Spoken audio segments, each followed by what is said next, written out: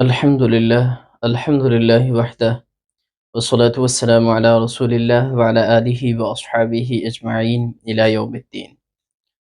أما بعد فأعوذ بالله من الشيطان الرجيم. بسم الله الرحمن الرحيم. يا أيها الناس قد جاءكم برهان من ربكم وأنزلنا إليكم نورا مبينا فأما الذين آمنوا بالله واعتصموا به فسيدخلهم في رحمة منه وفضل ويهديهم إليه صراطا مستقيما. صدق اللہ العظیم. ناظرین و سامعین، آج انشاءاللہ العزیز ہم سورۃ النساء کی دو آیات کریمہ کہ جو آپ کے سامنے تلاوت کی ہیں 174 اور 175 ان کے اوپر بات کریں گے.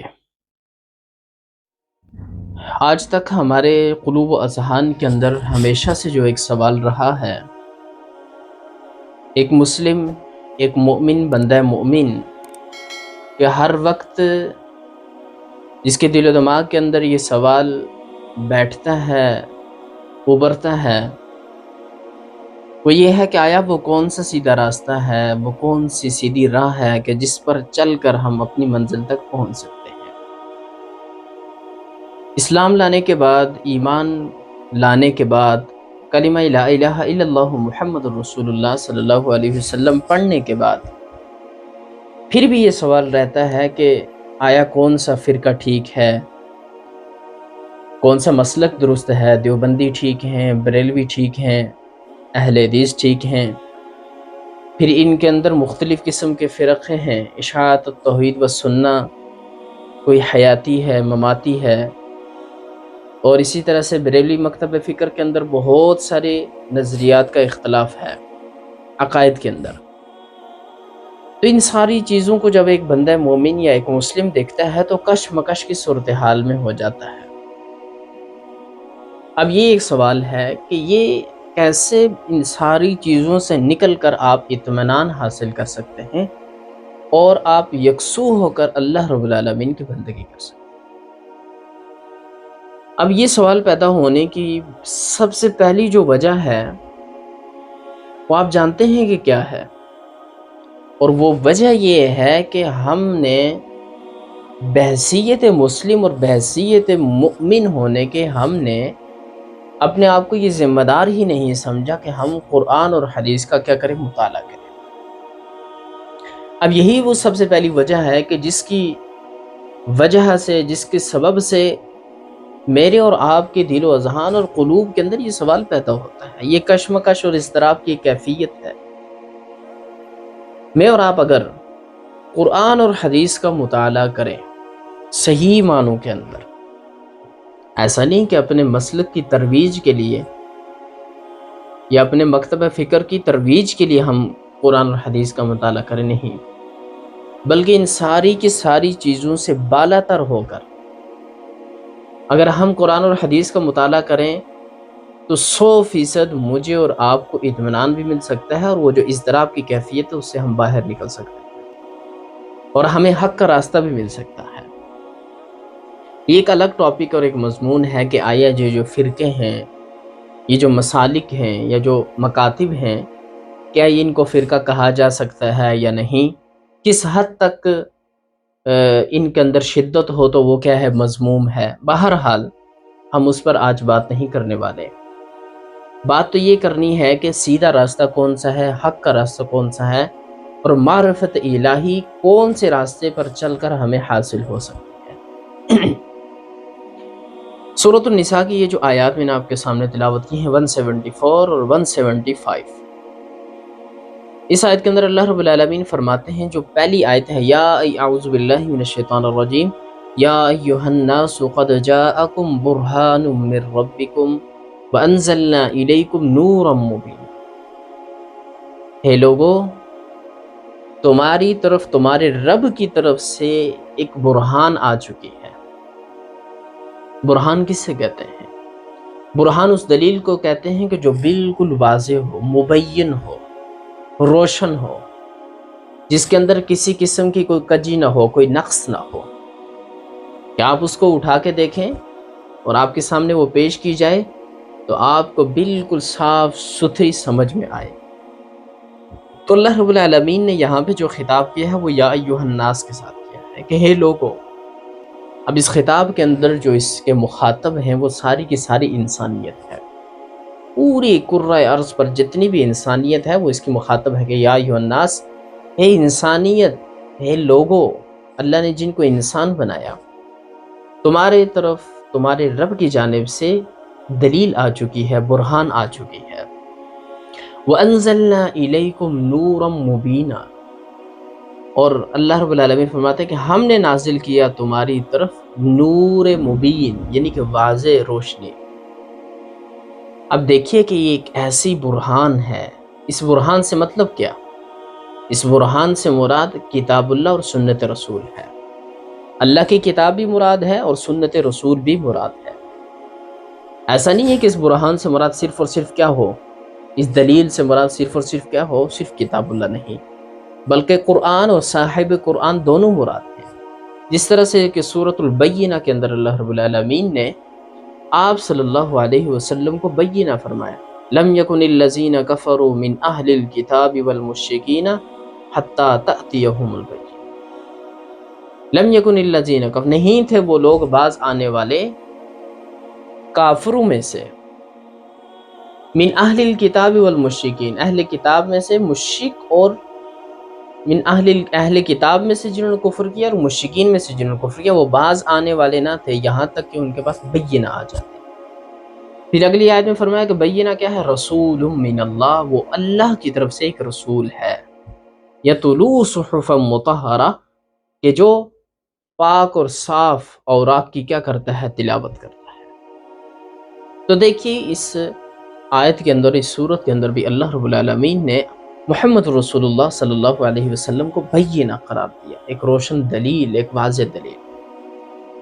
تو گویا کہ اس پہلی آیت کا جو خطاب ہے وہ پوری کی پوری انسانیت سے ہے۔ اب یوں سمجھ لیجئے کہ ایک روم کے اندر، ایک کمرے کے اندر اگر 100 افراد موجود ہیں تو یہ خطاب ان 100 کے 100 سے ہے کہ تم کیا کرو، تمہارے پاس ایک دلیل آ چکی ہے، اب اسے قبول کر لو، ایکسیپٹ کر لو، حق کو مان لو، اور اس سے کیا کرو؟ روشنی حاصل کرو۔ وَأَنزَلْنَا إِلَيْكُمْ نُورًا مُبِينًا۔ اب اس روم اور کمرے میں سے صرف کتنے لوگ ہیں؟ 50%، 50 لوگ ہیں کہ جنہوں نے کیا کیا؟ ایمان قبول کیا۔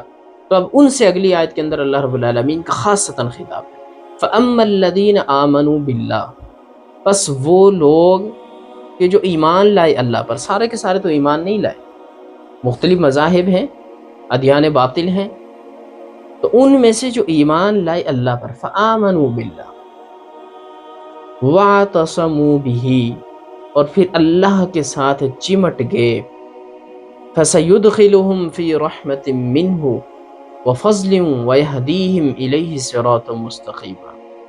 یہ ہے وہ بات قابل غور، ایمان باللہ اور اللہ سے چمٹ جانا، اس کا نتیجہ کیا نکلے گا؟ اللہ رب العالمین فرماتے ہیں کہ عن قریب اللہ رب العالمین انہیں داخل کرے گا اپنی رحمت میں اور اپنے فضل میں، اپنی رحمت کی بارش کا نزول کرے گا، اپنے فضل کی بارش کا نزول کرے گا، اور انہیں راستہ دکھائے گا، وَيَهْدِيهِمْ إِلَيْهِ صِرَاطًا مُسْتَقِيمًا، اور اللہ رب العالمین اپنی جانب اسے سیدھا راستہ دکھائے گا۔ اب یہاں پہ دیکھیے کہ اللہ رب العالمین کی ذات کا جو وعدہ ہے یا اس کی جو تعلیمات ہیں، نعوذ باللہ ثم نعوذ باللہ، کیا ان کے اندر کسی قسم کی کوئی نقص اور کجی ہو سکتی ہے؟ نہیں، قطعاً نہیں۔ اگر ایسا گمان ہے تو پھر تو آپ اپنے ایمان سے ہاتھ دھو بیٹھے ہیں۔ تو اللہ رب العالمین فرما رہے ہیں کہ میں نے اسے سیدھا راستہ دکھانا ہے، میری ذمہ داری ہے، میری ذمہ ہے کہ میں اس کے اوپر اپنی رحمت کی بارش کا نزول کروں، میرے ذمہ ہے کہ میں اس پر اپنا فضل کی بارش کا نزول کروں، لیکن کرنا کیا ہے؟ آمنوا باللہ واعتصموا بہ، اللہ پر ایمان اور اس کے ساتھ چمٹ جانا، یہ ہیں وہ دو بنیادی باتیں۔ اللہ رب العالمین کی ذات پر ایمان سے مطلب کیا ہے؟ کہ جس طرح سے میرا اور آپ کا اگر ایمان ہے، یہ والا ایمان نہیں، اگر یہ والا ایمان ہی مطلوب اور مقصود ہے تو پھر آج ہمیں سیدھا راستہ یا پھر اللہ کی رحمت اور فضل کیوں نہیں؟ اس کا مطلب یہ ہے کہ اللہ اپنے وعدے کے اندر سچا ہے، اور میرے اور آپ کا جو ایمان ہے وہ حقیقتاً وہ ایمان نہیں، جسے سورۃ حجرات کے اندر اللہ رب العالمین فرماتے ہیں کہ قالت الاعراب آمنا، کہ اعراب نے یہ کہا تھا، بدوی لوگوں نے، کہ ہم تو ایمان لائے، تو اللہ نے کہا کہ ولما يدخل الايمان في قلوبكم، مگر ابھی تمہارے دلوں کے اندر ایمان داخل نہیں ہوا۔ قل لم تؤمنوا ولكن قولوا اسلمنا، محمد صلی اللہ علیہ وسلم ان سے کہہ دیجئے کہ تم ابھی ایمان نہیں لائی، ہاں یہ کہہ سکتے ہو کہ ہم مسلم ہوئے۔ ولما يدخل الايمان في قلوبكم، یہی آج ہماری کیفیت ہے۔ ہمارا دعوت تو یہ ہے کہ ہم ایمان لائیں، ہم نے کلمہ بھی پڑھی ہے، لیکن حقیقتاً جو ایمان ہے اس کے عملی تقاضے ہیں، ان سے ہم کیا ہیں، بالکل ناآشنا ہیں، اور اس کی طرف ہماری بالکل بھی توجہ نہیں۔ تو حقیقتاً جب اللہ رب العالمین کی ذات پر ایمان ہو، آمنوا باللہ، اور پھر اس کے بعد واعتصموا بہ، اللہ سے چمٹ جانا، یعنی کہ اخلاص، اللہ سے سب سے زیادہ محبت، والذین آمنوا اشد حبا للہ، سورۃ البقرہ میں ہے کہ ایمان والے وہ ہیں کہ جو سب سے زیادہ اللہ سے محبت کرتے ہیں۔ اللہ سے محبت کا جو لیول ہے وہ سب سے اوپر ہے، سب سے اوپر ٹاپ کلاس میں جو محبت ہے وہ کس سے ہے، اللہ سے ہے۔ تو یہ دو چیزیں ہیں۔ ظاہر ہے کہ ایمان، جب آپ ایمان حقیقی لائیں گے تو پھر آپ کو کیا ہوگا، آپ نے دعوت اللہ کے لیے پھر آپ نے نکلنا ہے، پھر آپ اپنے گھر کے اندر، اپنے باہر، ہر زندگی کے ہر شعبے کے اندر، ہر مرحلے کے اندر آپ کیا ہوں گے، ایک داعی کی حیثیت سے ہوں گے، ایک مجاہد کی حیثیت سے ہوں گے۔ تو اس کے لیے کیا ہوں گی، مشکلات ہوں گی، مصائب ہوں گی، آزمائشیں ہوں گی، تکالیف ہوں گی۔ تو اس میں جو آپ کی مدد کرنے والی چیز ہے وہ کیا ہے، وَاعْتَصَمُوا بِهِ، اللہ سے چمٹ جانا۔ اللہ سے چمٹنے کا مطلب یہ ہے کہ اللہ کے ساتھ مخلص ہو جانا، اس کے دین کے ساتھ مخلص ہو جانا۔ ایسا نہیں ہے کہ کہیں پہ تھوڑی سی مشکل کا سامنا ہوا اور آپ نے کیا کیا، آپ اپنے الٹے پاؤں پھر گئے، آپ نے دین کو چھوڑ دیا، آپ شک شکایات میں لگ گئے کہ اللہ کی مدد نہیں، اس کی نصرت نہیں، بلکہ اللہ سے چمٹ جانا، اللہ سے لو لگا لینا، اس کے لیے اپنا سب کچھ، تن من دھن، اپنا مال اور جان سب کچھ قربان کر دینا، یہ ہے اللہ سے چمٹنا، یہ ہے اللہ سے محبت، یہ ہے اللہ سے الفت۔